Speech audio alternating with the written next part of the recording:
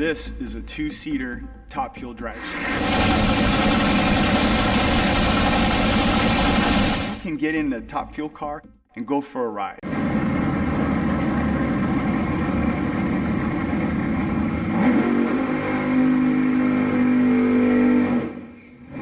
Now, by gosh, that'll tickle your fancy.